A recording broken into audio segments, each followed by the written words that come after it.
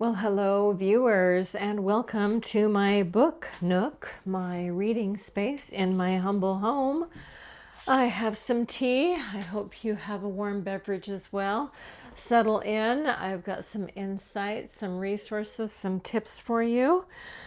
I have been asked to read and give the author cut, the added insights and reasons behind why I wrote a resource guide for hip replacement recipients. I published this book. It's called Butternut to Bionic. Got kind of a kitschy title. It's a resource guide for hip replacement surgery, and it's been out since 2016. There have been a lot of changes in the procedure, though the recovery tips are still the same. And the people that I'm coaching, not everyone has joint replacement, of course, though it has become more common. It's a procedure that is seen in even younger patients than I was at the time. And there are a lot of great ways that a person can better handle the process of becoming bionic. So settle in. Give me a moment as I settle in and tell you about this resource, because whether you are bionic already yourself, or perhaps it's in your future, or maybe you're just a caregiver, or you're curious, maybe you're a healthcare provider, maybe you're someone who is a patient advocate or are caring for people who have artificial joints. It's different. It's a very unique experience. I honestly tell people that I wouldn't wish this procedure on my worst enemy, though I'm incredibly grateful that it was a medical procedure available to me, because had it not been, I wouldn't be walking today. Right on the back cover, this is going to give you some added insights as to what this book is about. Now, it's a slender guide, it's a humble little book. It's got some powerful tips in here. So here's the question. Here's the reader. Here is the audience, okay? So if you or a loved one are facing hip replacement surgery, you may feel overwhelmed, unsure of what to expect, and have plenty of questions, because receiving artificial joints is a life-changing procedure. Butternut to Bionic is the author, Tiffany Anderson's personal experience, and it's my experience of recovery from a serious illness that led to dual hip replacement.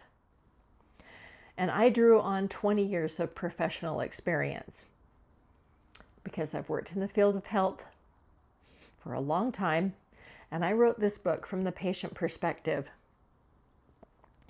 In this book, I share guidance, support, and encouragement, and the aim is to prepare a person to face the challenge of hip replacement surgery. Step by step, I wrote tips in here to help a person understand their medical team and better prepare for surgery, improve and accelerate their recovery time. This is the crucial aspect that hasn't changed. I'm encountering more and more people now that are experiencing joint replacement, and the procedure itself has improved dramatically from when I received joint replacement. I have posterior placement with both of my hips.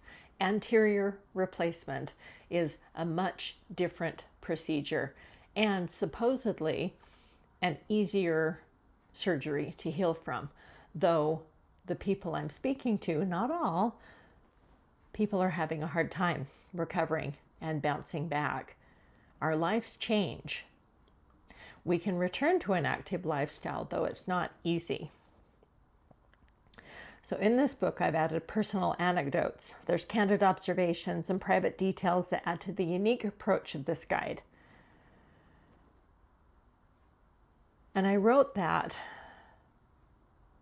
in that way because I wanted hip replacement recipients to be reassured and find things that were beneficial.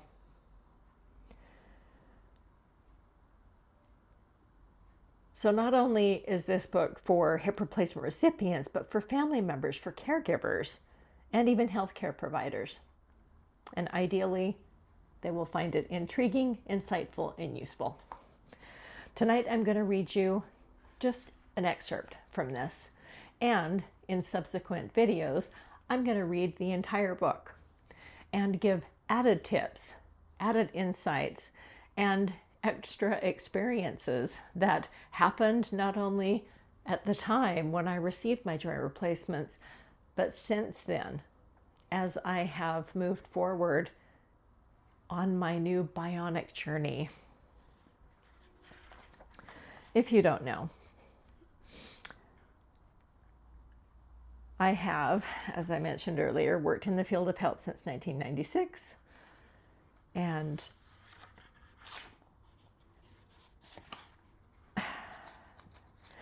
this could get really emotional. I want to read this in a genuine way, not in a canned spiel way. And because this was written from the patient perspective, there are definitely some poignant moments, certainly some painful moments, and there was a lot of loss and a time of grieving that came about with this book. And writing this book, just the act of writing it, helped me to grieve because I lost a certain quality of life when I became ill. And though I healed to a degree, I've recovered, I've embraced my new bionic parts, my life's dramatically different now. And that takes time to adjust to. And I hope by me sharing these insights and my own experience that it helps you as well, wherever you are on your journey. That's the reason why I'm here on this channel, why I stepped into the YouTube realm, and hoping that this will be helpful. I'm going to skip ahead to page 8. It's a little behind the scenes, and it starts with, it all started when I looked into the mirror and I saw yellow. Not cowardice, it was jaundice. My eyes, then my body turned yellow. Butternut is how my dad described it. Yellow as a butternut squash. From 2009 to 2011, I went from doctor to doctor, and I found no clear answers and no reasons why I became sick. I didn't get better. Jaundice led to liver failure. Liver failure turned to heart failure, and my left leg began to swell. I rewrote my will and spent extra time with my family, especially my grown son. I traveled as much as I could afford, and I prepared for death at age 45. That's when all this started for me. Medications failed and diagnostic procedures nearly bankrupted me. For relief, I turned to nutrition, meditation, prayer, Reiki, and acupuncture during what I believed were my final days. Through those methods, I found healing and pain management. Green drinks and a plant-based diet rejuvenated my liver and calmed my heart. My acupuncturist asked why no one had suggested an MRI. I didn't know either and got one. Turned out I needed a hip replacement, and after surgery on my left side, I learned that I needed one on my right. 6 weeks after receiving my second replacement, the damn thing slipped and failed due to a fracture, and we did the whole thing over again. We still don't know why all of this happened. What I know today is that I am managing my health and I have a quality of life I am content with. I am no longer yellow, just a bit bionic. That's where the Butternut to Bionic title came about.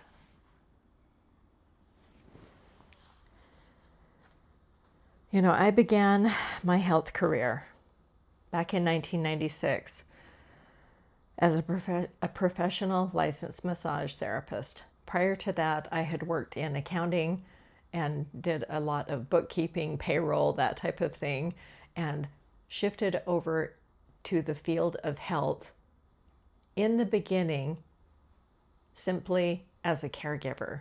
I had no intention of stepping into that line of work as a career. I found that alternative health care resonated with me, and it changed my life, changed the trajectory of my career. I then furthered my education to expand my scope of practice and also improve my quality of life. I was a young parent at the time. I was taking care of older adults. My interest in health was driven early on from seeing relatives experience pain, disability, and disease from preventable conditions. My early aha moment came at age 18, and that's when I moved away from my parents' smoke-filled home and cured my childhood asthma. Second-hand smoke is highly unpleasant and unhealthy for those of us who have asthma. I realized that health isn't some elusive goal to chase. Health is our natural state. Health is our natural state. It's our natural state of being to nurture and maintain. Just that awareness alone really changed my outlook on how to better take care of myself and certainly become a better parent, a better caregiver, and gave me a great foundation of being my own caretaker today. As my professional practice advanced, I began working in medical clinics and hospitals, at sporting events, and in corporate settings. More and more of my clients were asking me questions about how to make those long-lasting lifestyle changes and better manage their health. Continuing education credits to retain my massage license weren't quite enough, so I needed more education to be of service to my clients and to myself. Not only did earning a Bachelor of Health Education and Promotion improve my professional standing, but that knowledge was invaluable when I personally experienced these life-threatening illnesses that led me to needing the hip replacements. Artificial joints show up in people's lives under a variety of circumstances. And if you're like me, you were baffled, a bit scared and sad when diagnosed and informed that you needed joint replacement, or perhaps you'd been dealing with an injury or an illness, and that artificial joint promised relief from an acute or a long-term illness. Whatever the situation, whatever the condition that led you to bionic status, you are among good company. Now, this was published in 2016. And at that time, in the United States alone, 400,000 people received hip replacements. That's an annual number. It's higher now. And in the past, this number included celebrities such as Elizabeth Taylor, Jane Fonda, Katharine Hepburn, one of my idols, and the iconic Eddie Van Halen. This book was written as a guide through hip replacement surgery by providing resources, suggestions, and checklists to help a person prepare and adjust. to what will be a new normal. Because we want our hip replacements to stay with us for as long as possible, to avoid dislocation and to enjoy as many activities and pursuits as we are able. That has been my greatest personal accomplishment, is that the recovery was awful. It was humbling. I went from a very, very active lifestyle. And when I received my first hip replacement, the pain was shocking. The swelling was mind-blowing. And I could not believe what a struggle it was just to walk down the hallway, let alone learn how to maneuver stairs, get in and out of a car, step in and out of a bathtub, use the toilet. It was very humbling. And as I mentioned earlier, I was 45 years old when this happened. I'm 60 years old now. That drove me to being very determined to follow the physical therapist orders, to work with them on every exercise routine that I could to get back. I couldn't do everything that I had been doing previously, though I'm really active today, and I am so grateful for that. And that's how I want my future to be active, to be independent, and to have my freedom.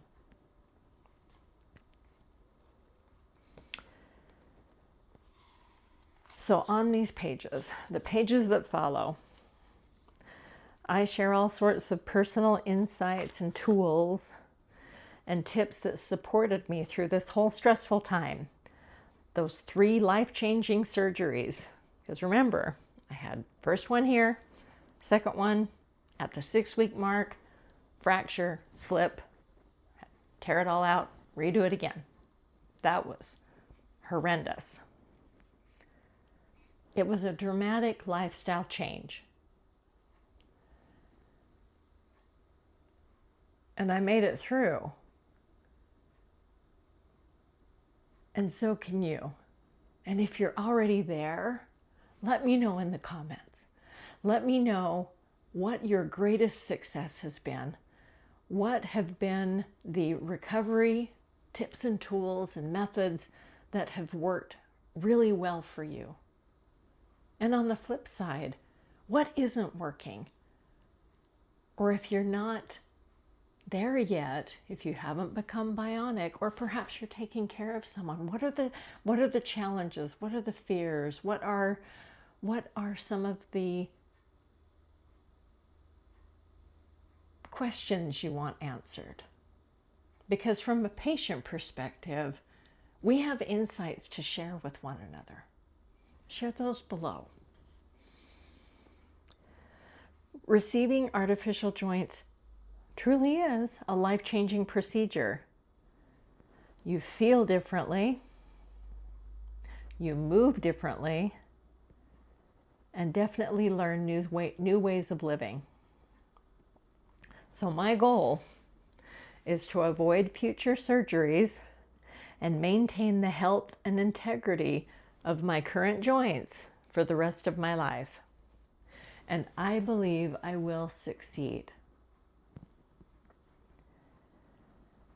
And a resource that would have been beneficial for me during this transformative time was a guide like this. When I was grieving my previous life and going through the recovery and the pain and the challenges and wrapping my head around the entire process, the journals that I kept turned into this guide. So not only was it part of my grieving process, it was a way for me to put something together that ideally would help other people. When I first published this book, it was nominated for the AARP Purpose Prize. I've received outstanding reviews. I've donated this book to organizations, to senior centers, to physical therapists, and I'm reading it to you to give you extra tips and tools. This will be a series. It's not a big book, though I've got a lot that I want to share with you. And I would love to hear your questions, your insights, your tips, because joint replacement is on the increase. And people from all walks of life are going to become bionic. Some younger, some older, and revisions, as I needed a revision on my right side, revisions happen, and they're tough.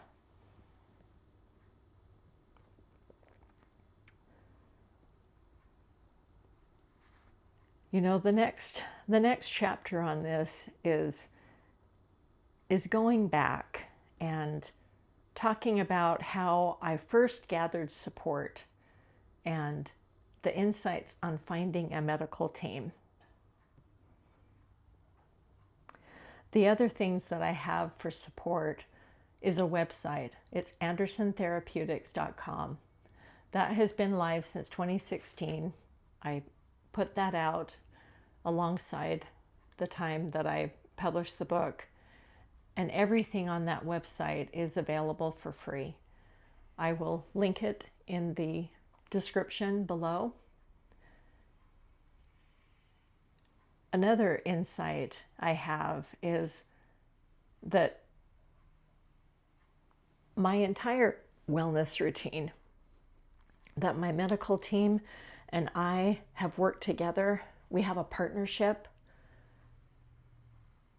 It's a teamwork approach, and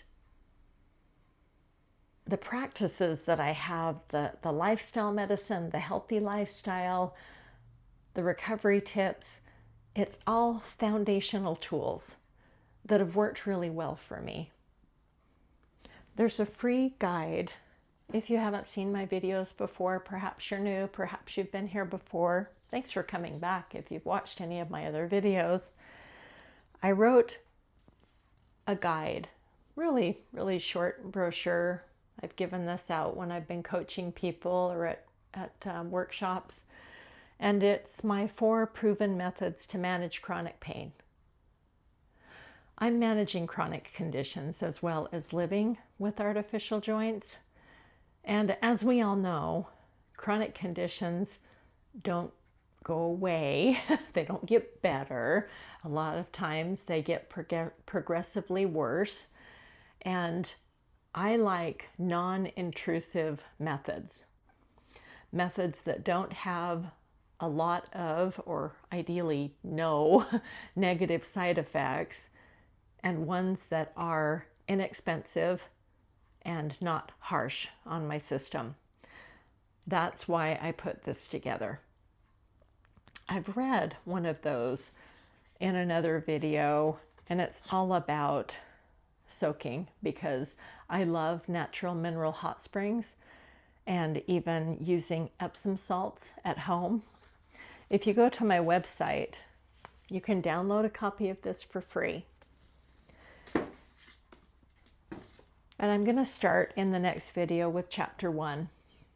Go through the medical team and give you some tips on what worked well for me, and perhaps it will give you some insights as well. Let me know in the comments, please, what your questions are, and give this a like. Thank you so much for watching.